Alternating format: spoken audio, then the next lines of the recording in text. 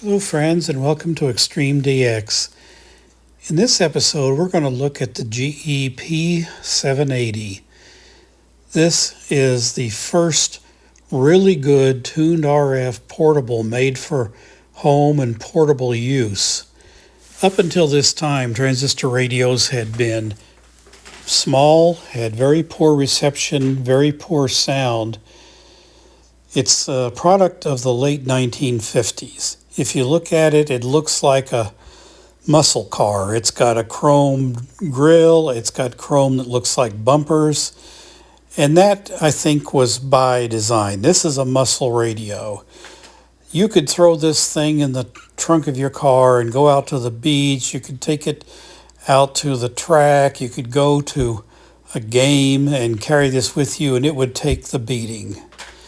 It also has a true tuned RF stage and 3 IF filters, which makes it very sensitive, like the home-based radios of the time. And it does lack some things that later became popular. One is an AC adapter where you could plug it into the wall. It also lacks a headphone jack. This was made to be tough and loud and portable, although it's 11 pounds and not as portable as some later units were. I'm going to take you step through step on how to disassemble and service this radio. The first step is to remove the battery cover on the bottom and remove the batteries. There is a strap which holds the cover to the radio.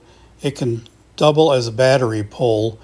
It's quite long, so when you put the radio back together, you're going to have to crush it into the compartment. Next, remove the 2 screws and the washers that are holding the back cover on the radio.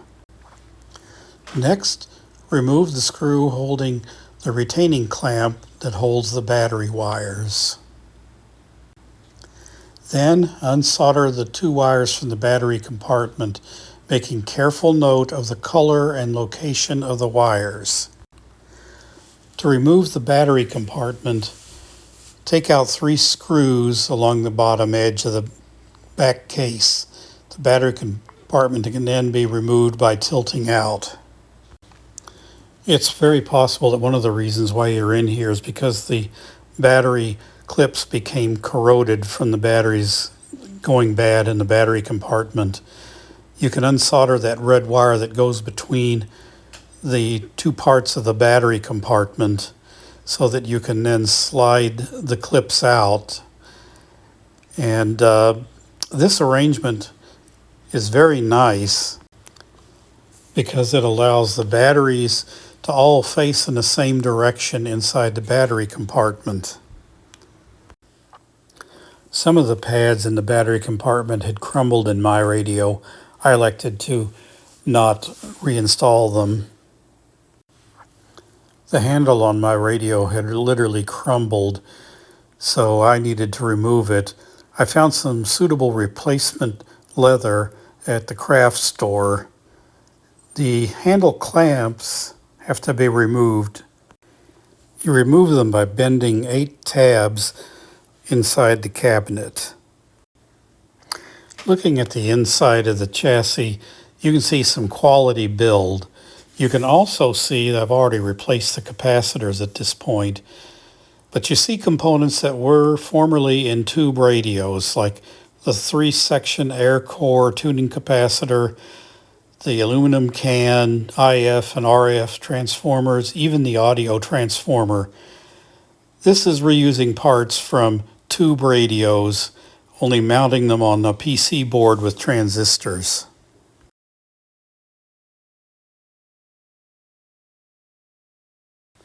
Note the oversized and large diameter ferrite bar. This radio has good reception.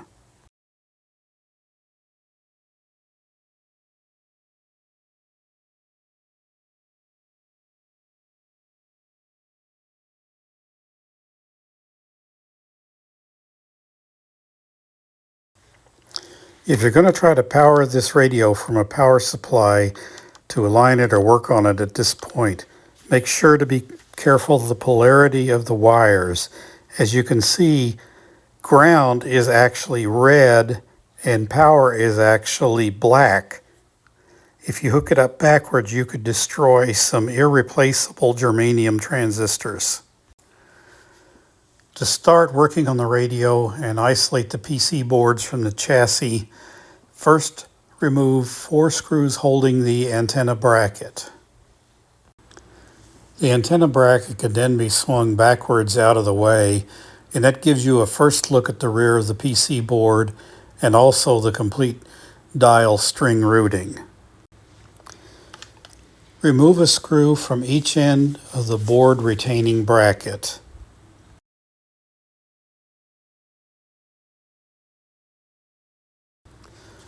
Unsolder a ground wire from the board retaining bracket. Note that the orange wire is routed through the gap next to the ground lug. Remove 3 knobs from the front of the radio. Remove 2 screws from the volume/tone switch bracket. One's obscured by wires in this view. Unfortunately, you're going to have to unstring the radio. But don't worry, it's not that difficult to restring, and I've got the diagram later in this video. The dial string is probably going to need replacing anyway. I use 80-pound stranded fishing line, not monofilament. If you do, you have to measure the original dial cord and match the length. Use a surgeon's loop on one end. You can then remove 2 cams that are next to the dial pulley. Continue to unstring the dial string by loosening the adjustment on the top of the dial pointer. It's very nice to have a screw to do this function.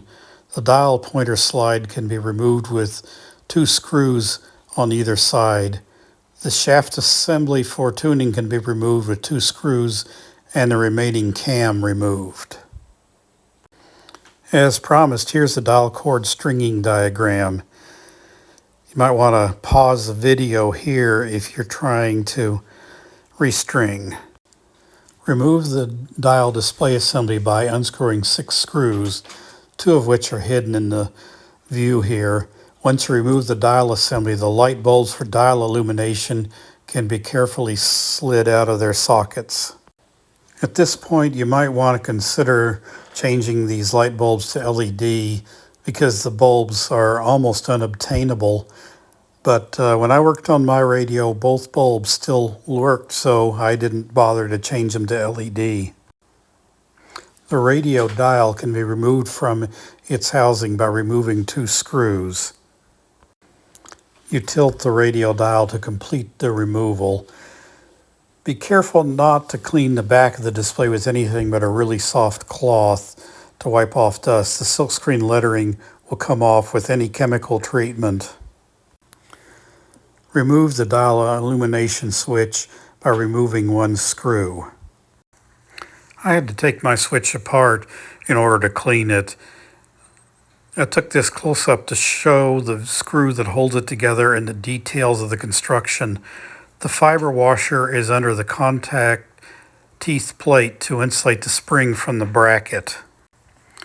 Rotate the tuning capacitor cam to reveal the 3 screws that hold the tuning capacitor. Remove them.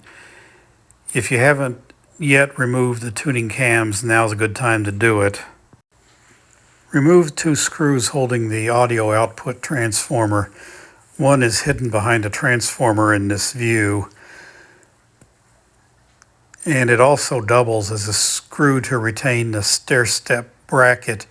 Remove the middle screw on the stair-step bracket, which also retains the wiring clamp. Circuit board can be carefully slid up along 2 grooves in the chassis. The tuning capacitor can be lifted out of a slot. Unsolder 2 wires from the speaker. Remove the 4 screws that hold the speaker to the chassis because the speaker is probably going to have a lot of gunk in it. The two rear screws doubled to retain the dial lamp holders. Back to where the tuning capacitor was, slide out the three spacers from the rubber gaskets. You almost certainly are going to have rotted out rubber, so you'll have to find replacements somewhere. Remove them only if absolutely necessary, because it may be hard to find replacement. That radiator front grille is a separate piece in the chassis. It can be separated by removing a number of nuts. A couple of them are hidden in this view. The chassis is now separated from all the other parts, and it can be cleaned or replated as you need. The grille is backed with a fiber panel that has the speaker grille cloth glued onto it.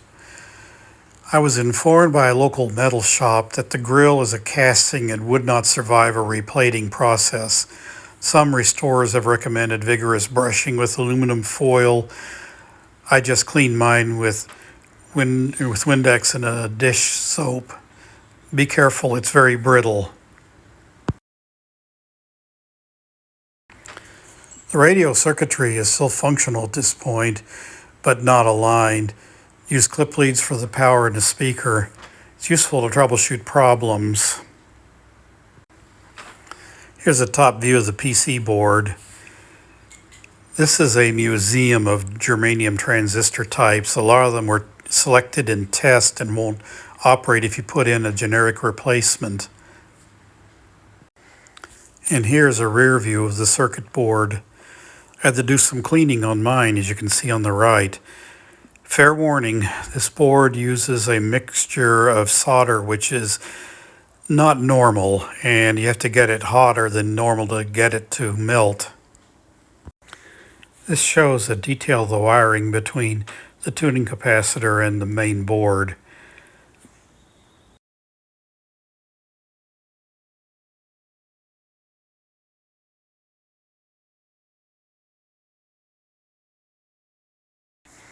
This board doesn't have a silk screen, so I made an attempt at one here. This shows you also the alignment points. And finally, the schematic. I'm going to show it to you in 4 parts. If you like these videos, give me a thumbs up and click the subscribe button.